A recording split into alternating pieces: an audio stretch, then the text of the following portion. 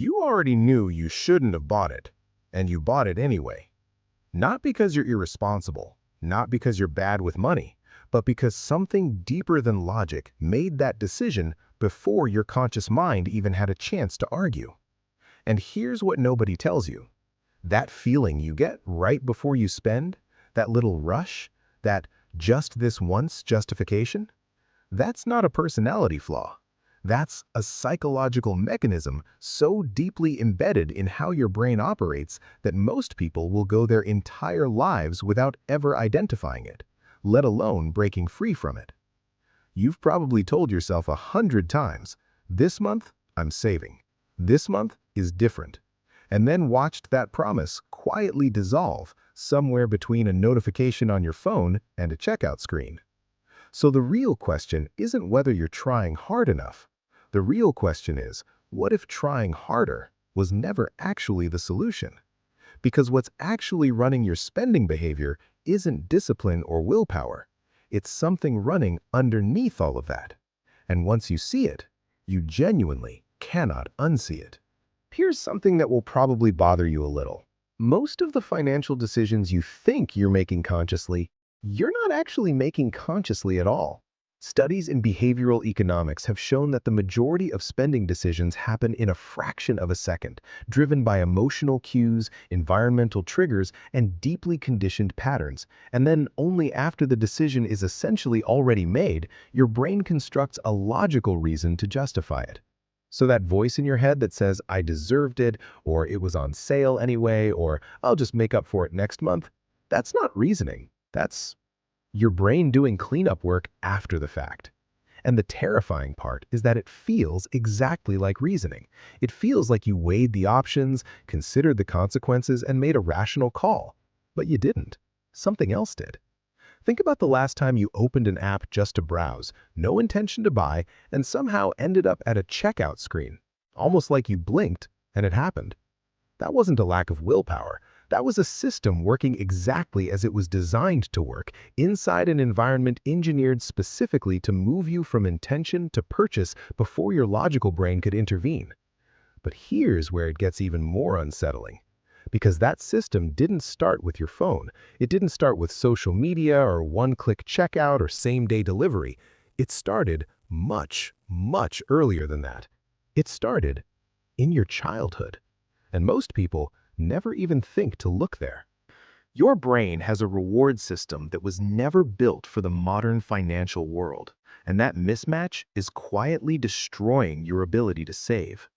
Deep inside your brain, there's a structure called the nucleus accumbens, and every single time you anticipate a purchase, every time you see something you want, every time you're about to hit buy, this structure floods your brain with dopamine, not when you receive the thing, when you anticipate it.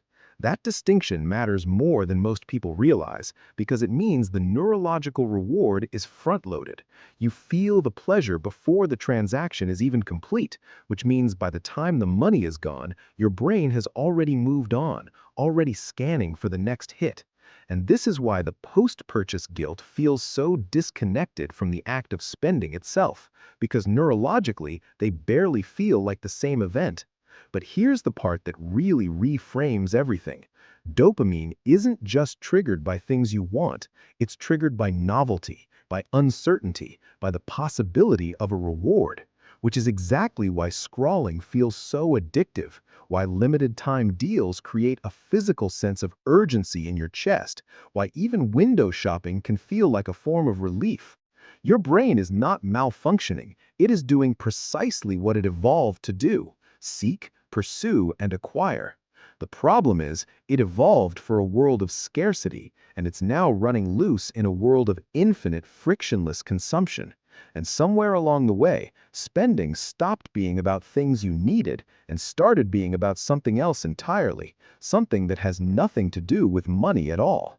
Ask yourself honestly, how many times have you spent money not because you needed something, but because you felt something? Stressed after a brutal week, lonely on a quiet Sunday, bored in a way that felt almost unbearable, anxious about something you couldn't control. Because what research in money psychology consistently shows is that for a huge portion of people, spending isn't really about the product at all. It's about emotional regulation. It's about changing the way you feel in a moment where you feel powerless to change anything else. And the really insidious part is that it works, at least temporarily. That purchase genuinely does shift your emotional state, even if only for a few minutes, which means your brain logs it as a successful coping mechanism. And once your brain logs something as a solution, it will return to that solution every single time the same emotional trigger appears. So you're not just fighting a spending habit, you're fighting a coping mechanism, your own mind built to protect you. Think about what that means. It means every time you try to cut spending through sheer restriction, through budgets and limits and no-buy rules, you're not addressing what's actually driving the behavior. You're just blocking the exit without dealing with what's inside the room. And pressure without release doesn't disappear. It builds. Until one bad day, one moment of emotional overload, one small crack in your resolve, and the entire budget collapses. Not because you're weak, but because the emotional need underneath it was never actually met. But what's feeding that emotional need in the first place? And why does it feel so much louder in certain moments than others?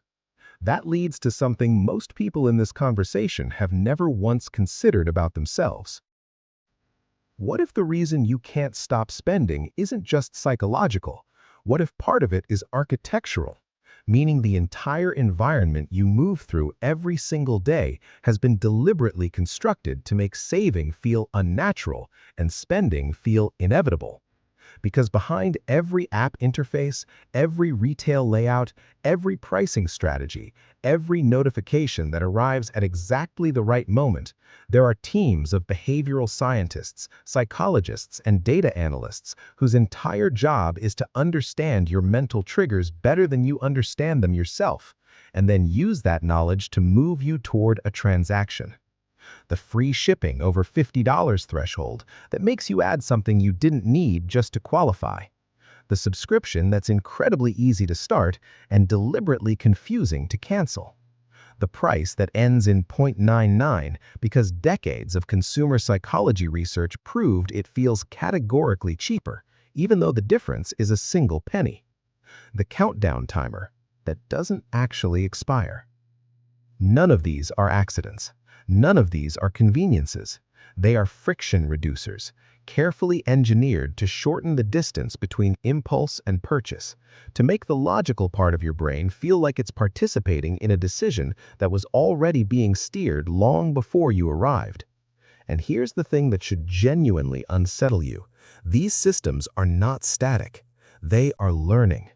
Every click, every pause, every abandoned cart feeds an algorithm that gets more precise about your specific psychological profile, your personal triggers, your vulnerable moments. Your phone knows when you're most likely to spend.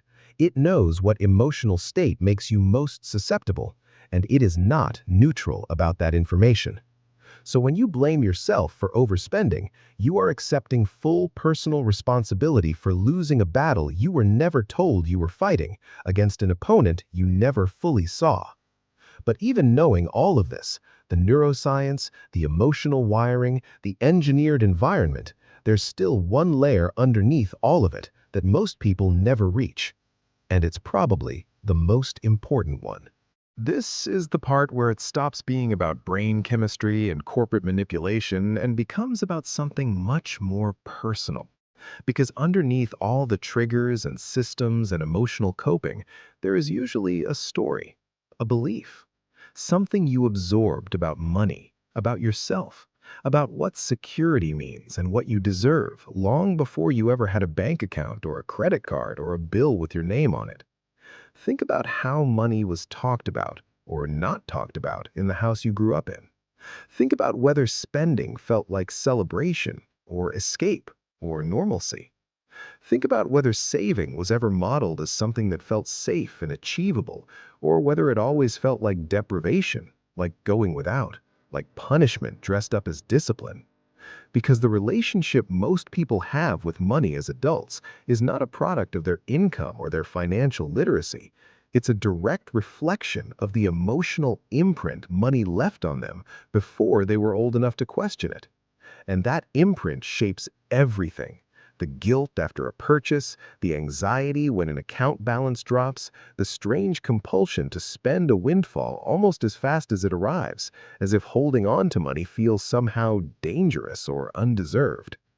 So here is the question that actually matters. Not, why can't I stick to a budget, but rather, what does spending give you that you haven't found another way to give yourself? Because until that question gets an honest answer, every system, every app, every financial strategy will eventually crack under the weight of something it was never designed to carry.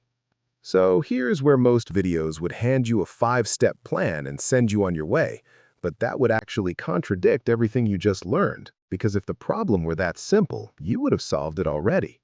What you now understand that you didn't understand 8 minutes ago is that your spending behavior is not a discipline problem with a discipline solution. It's a layered psychological pattern with roots in your neurology, your emotional history, your environment, and a system that profits directly from your unawareness. And awareness, real awareness, is not nothing. It is actually the only place any genuine change has ever started. But here's the thought that's going to stay with you, and it should. If everything you just heard is true, then every time you've blamed yourself for not saving enough, for slipping up, for starting over, you were being harder on yourself for losing a fight you didn't even know the full shape of. The question now isn't whether you can change. The question is whether you're willing to get honest about what spending has actually been doing for you, what void it's been filling, what feeling it's been chasing. Because that answer looks different for every single person watching this, and only one person in the world can figure out what it looks like for you. If something in this video felt uncomfortably familiar, you're not alone.